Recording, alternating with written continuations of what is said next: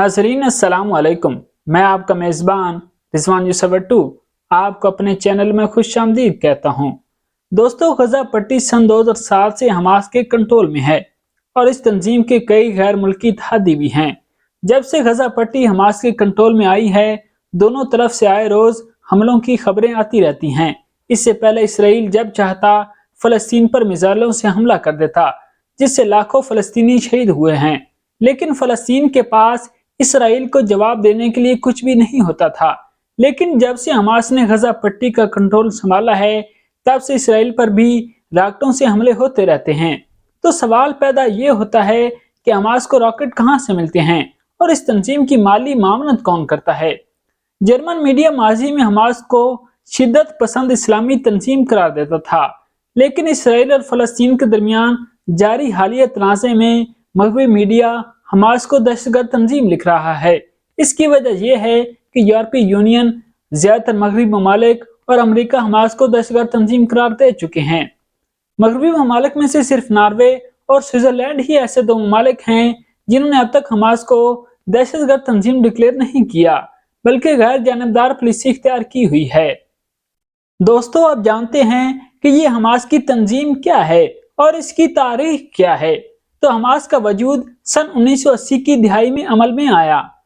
उस वक्त हमास यासिर अरफात की क़यादत में फलस्तीनी जमातों के इत्तेहाद तंजीम आज़ादी फ़लस्तीन यानी PLO की मुखालफत में वजूद में आई थी। हमास के बारे में यह भी कहा जाता है कि इब्तदाई दिनों में इसराइली हुकूमत ने भी इसकी फंडिंग कर रखी है ताकि यासिर अरफात और PLO को तोड़ा जा सके। ताहम हमास और इसराइल दोनों ही इस बात की सख्ती से तरदीद करते हैं। PLO के बरक्स हमास इसराइल को सिरे से तस्लीम ही नहीं करती। इस बात का अंदाजा आप इससे भी लगा सकते हैं कि इस तंजीम के लोगों में सुनहरी गुंबद भी शामिल है और इस पर मौजूद नक्शे में इसराइल, गजा और वेस्ट बैंक समेत तमाम इलाकों में फलस्तीनी रियासत के तौर पर दिखाया गया है।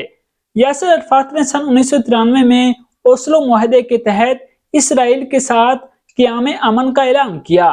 हमास ने इस अमन मुआहदे को तस्लीम करने से इनकार किया और अस्करी कार्रवाइयां जारी रखीं। इसके बाद सन 2006 के आम इंतखाबात में हमास ने गजा पट्टी में अक्सरियत हासिल की। एक साल बाद 2007 में फतह और हमास के माबैन झड़पें शुरू हुईं और हमास ने गजा पट्टी पर कब्जा कर लिया।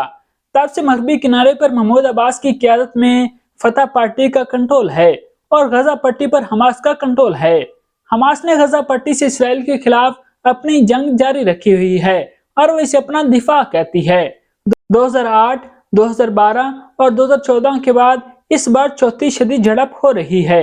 तो दोस्तों, अब बात करते हैं कि हमास को किन ममालिक की सपोर्ट हासिल है। तो हमास का सबसे अहम इत्तेहादी कतर है और इसने सबसे ज्यादा हमास को फंडिंग की है। कतरी अमीर शेख हमाद बिन खलीफा अल सानी सन 2012 में हमास से मुलाकात करने वाले पहले गैर मुल्की सरबराह थे। अब तक कतर हमास को तकरीबन 1.8 बिलियन अमेरिकी डॉलर की मामनत फराहम कर चुका है। दूसरी सबसे अहम हमायत तुर्की की है। तुर्क सदर एर्दोगान हमास के रहनुमा इस्माइल हानिया की सियासी हमायत का ऐलान कर चुके हैं और इसकी पस्से पर्दा फंडिंग भी कर रहे हैं। तीसरी सबसे अहम हिमायत ईरान की है। ईरान बबंगे दहल हमास को सपोर्ट कर रहा है। इराक भी हमास को सपोर्ट कर रहा है और लेबनान तो बराह रास्त इसराइल पर अपने मुल्क से मिसाइल फायर कर रहा है। इसके अलावा जर्मनी में मौजूद कुछ तंजीमें भी हमास को सपोर्ट कर रही हैं। कुछ बाकी ममालिक जिन्होंने अभी इसराइल को तस्लीम नहीं किया, वो भी पस्से पर्दा हमास को सपोर्ट कर रहे हैं।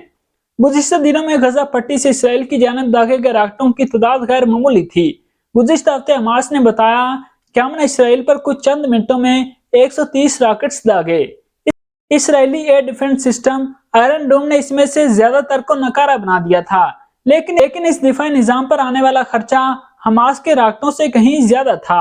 इसराइली फौज के मुताबिक जुमा के रोज गजा पट्टी से इसराइल की जानिब 1800 से ज्यादा रॉकेट फायर किए गए। हमास गुज़िश्ता कई बरसों से ईरान से दिए रॉकेटों पर इन्हिसार कर रहा है। ताहम एक हालिया तहकीक में बताया गया कि कुछ अरसे में गजा में मौजूद अस्करी ग्रुपों ने रॉकेटों की तादाद में बहुत इजाफा किया है।